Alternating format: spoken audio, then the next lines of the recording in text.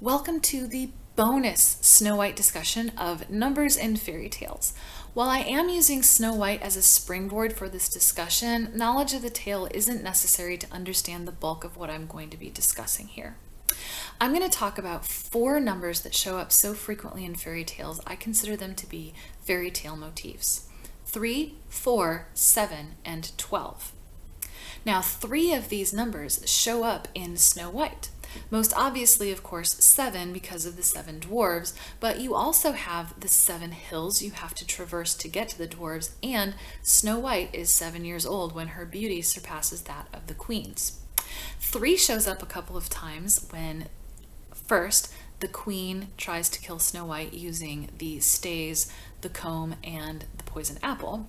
And then again when the 3 birds come and visit Snow White's grave.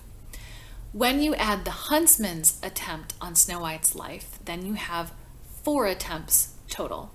So 3, 4, and 7 all show up in Snow White, so you can see why it's a good tale to use to introduce this idea of these numbers that show up as motifs.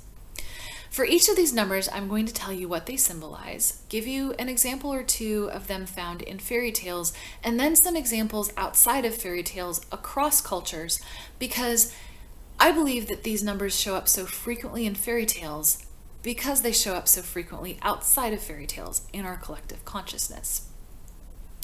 3 is a symbol of the heavens or the soul. And 3 of all of these numbers is the one that I think people would most readily bring to mind when thinking about numbers they associate with fairy tales.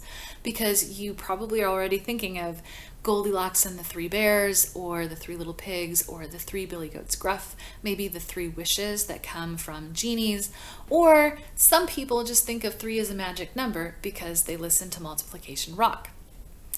3 shows up in fairy tales not just because it's a number that's sort of universally part of our collective consciousness, but also because it takes 2 things to create a pattern and a 3rd thing to break that pattern, and that is often used as a plot device in fairy tales, particularly the ones that I mentioned that have 3 in the title.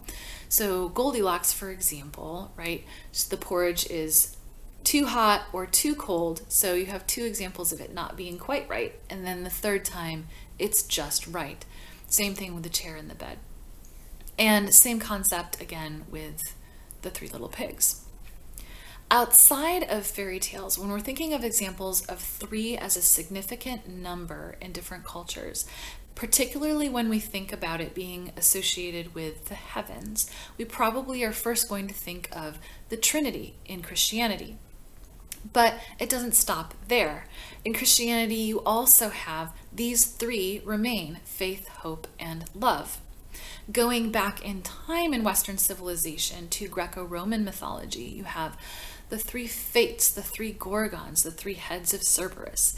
But it's not just in Western civilization that we're finding these 3s. You can also find it, for example, in Hinduism with the Trimurti, where you have Brahma the creator, Shiva the destroyer, and Vishnu the preserver. So 3 cuts across both Western and Eastern civilizations, and when we step back and talk about it being used more broadly, I think that most people, when they talk about time, talk about it in 3s because we talk about the past, present, and future. We talk about the beginning, middle, and end. When we discuss life as cyclical, we talk about life, death, and rebirth. And then outside of time, we also tend to think of people holistically as being comprised of 3 parts: body, mind, and soul. So you can see how 3 is this sort of universally acknowledged number. Which brings us to 4. 4 is a symbol of the earth or the body. Now, 4 is the number of all of these that I'm talking about that I think people would have the hardest time coming up with fairy tale examples of. That's because you very rarely, if ever, find it in the title of a tale. You have to dig a little bit deeper to find your fairy tale 4s. Most often, it's usually in the form of the family unit. being comprised of two parents and two children. We certainly see this in the juniper tree. We see it in Hansel and Gretel. We see it in Toads and Diamonds or other similar stories where one sibling is bad and one sibling is good. But as we could see from the example of Snow White, it's not limited just to that family unit. 4 does show up in other ways.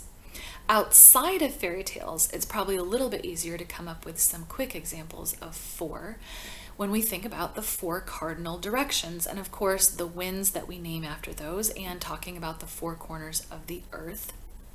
And then also, of course, the 4 seasons, getting into specific cultures and their use of the number 4. We have within Christianity the 4 Gospels and the 4 Horsemen of the Apocalypse. Within Buddhism, we have the Dhamma tree of life having 4 limbs, and in Hinduism, Brahma has 4 faces. What I find particularly fascinating is there are 2 cultures on opposite sides of the globe that use 4 in a very similar way in their beliefs. So in Teutonic mythology, there is this concept of 4 dwarves holding up the earth.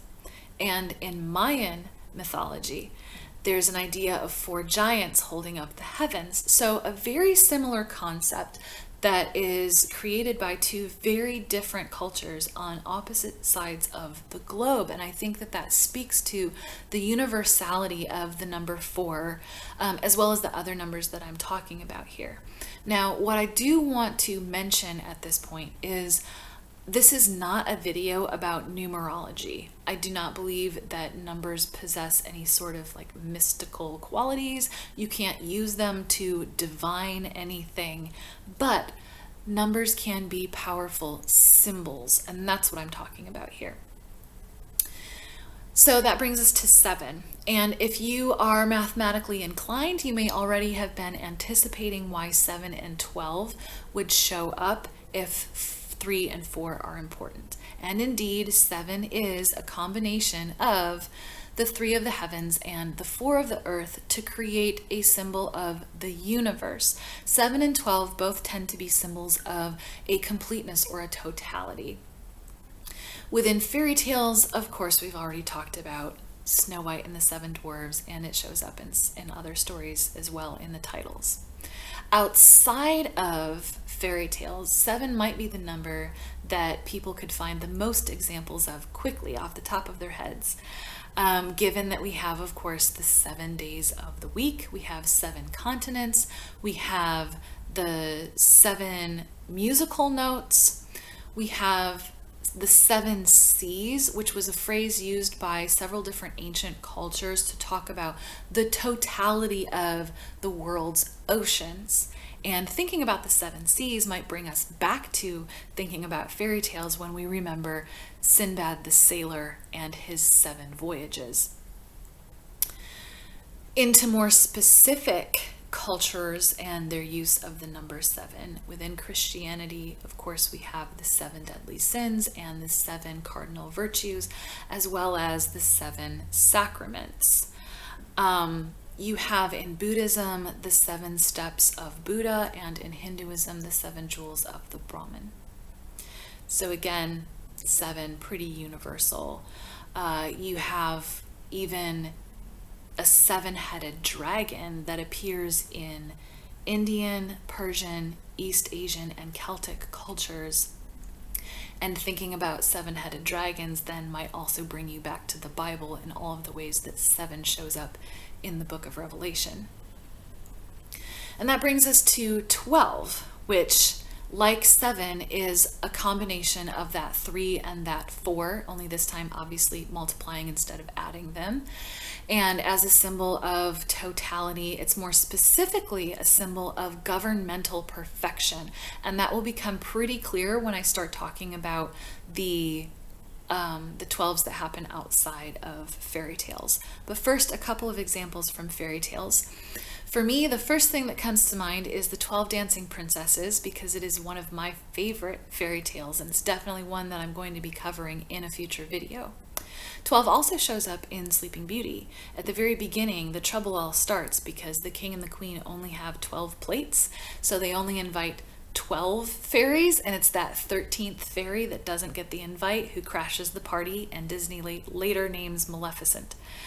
Outside of fairy tales, again, probably pretty easy to think right off the bat 12 months of the year. And with that, of course, comes 12 signs of the zodiac, both the Western or Greco zodiac and the Chinese zodiac.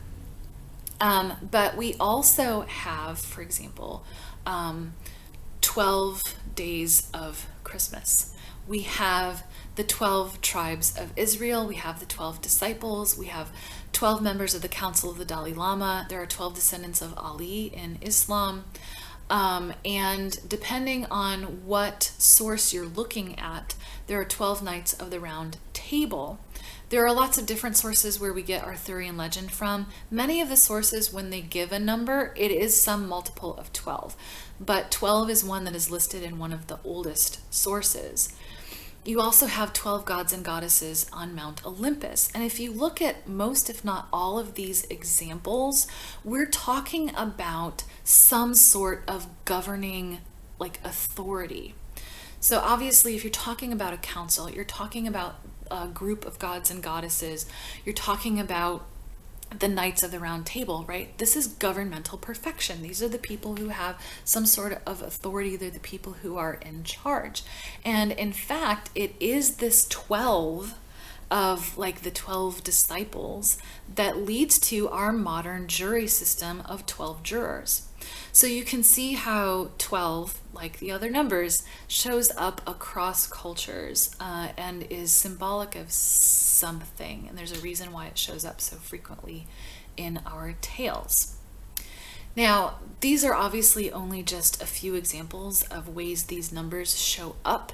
If this is something that has whetted your appetite, I certainly encourage you to go do some more research and find more examples on your own.